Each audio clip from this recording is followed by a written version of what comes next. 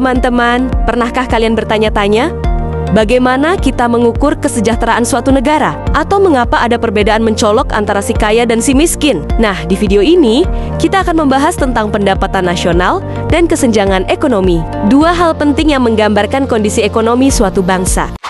Materi kali ini akan membahas tentang pengertian pendapatan nasional, penghitungan pendapatan nasional, konsep pendapatan nasional, kesenjangan ekonomis, dan terakhir, solusi mengatasi kesenjangan ekonomi. Jadi, pendapatan nasional adalah nilai barang dan jasa yang diproduksi oleh masyarakat suatu negara dalam satu periode waktu tertentu.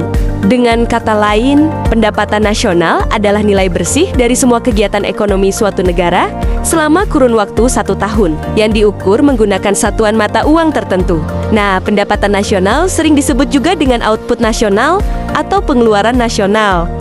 Nah, pendapatan nasional juga dapat dihitung dengan cara pendekatan. Penghitungan pendapatan nasional dapat dilakukan dengan menggunakan 3 pendekatan, yaitu: pertama, pendekatan produksi atau nilai tambah.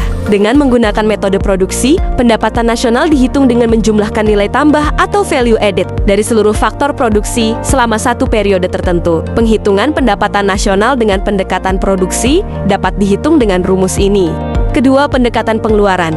Dengan menggunakan metode pengeluaran, pendapatan nasional dihitung dengan menjumlahkan semua pengeluaran yang dilakukan oleh para pelaku atau rumah tangga ekonomi. Penghitungan pendapatan nasional dengan pendekatan pengeluaran dapat dihitung dengan rumus ini. Ketiga, pendekatan penerimaan. Dengan menggunakan metode penerimaan, pendapatan nasional dihitung dengan menjumlahkan semua balas jasa yang diterima oleh pemilik faktor-faktor produksi. Penghitungan pendapatan nasional dengan pendekatan penerimaan dapat dihitung dengan rumus ini. Lalu, pendapatan nasional ada memiliki beberapa konsep. Setiap konsep memiliki kegunaan masing-masing dalam penghitungan pendapatan nasional. Adapun konsep pendapatan nasional diantaranya sebagai berikut.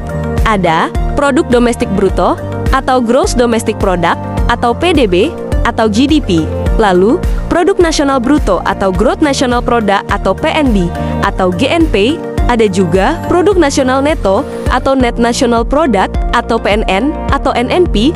Terus, pendapatan nasional neto atau net national income atau PN atau NNI. Juga ada pendapatan perseorangan atau personal income. Dan terakhir ada pendapatan disposable atau disposable income. Pendapatan per kapita. Pendapatan per kapita adalah ukuran pendapatan dari rata-rata jumlah penduduk yang ada di suatu daerah atau wilayah geografis. Pendapatan per kapita juga dapat menjadi tolok ukur atau evaluasi standar hidup di suatu daerah. Pendapatan per kapita untuk suatu negara dihitung dengan membagi pendapatan nasional negara tersebut dengan jumlah penduduknya. Manfaat dari menghitung pendapatan per kapita yang paling umum adalah untuk memastikan kekayaan suatu daerah atau sebaliknya. Kesenjangan ekonomi. Kesenjangan ekonomi atau ketimpangan ekonomi adalah kondisi tidak seimbang yang terjadi di masyarakat berdasarkan aspek ekonomi, di mana aspek ekonomi dapat terlihat dari tidak seimbangnya pendapatan masyarakat. Di satu daerah, bisa terdapat kelompok masyarakat yang memiliki pendapatan yang sangat tinggi, bahkan di atas rata-rata. Tetapi, ada juga kelompok masyarakat yang memiliki pendapatan rendah, di bawah rata-rata dan tinggal di daerah yang sama. Adapun penyebab kesenjangan ekonomi diantaranya adalah sebagai berikut.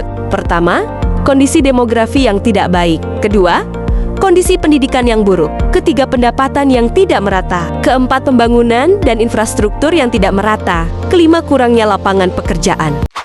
Solusi mengatasi kesenjangan ekonomi.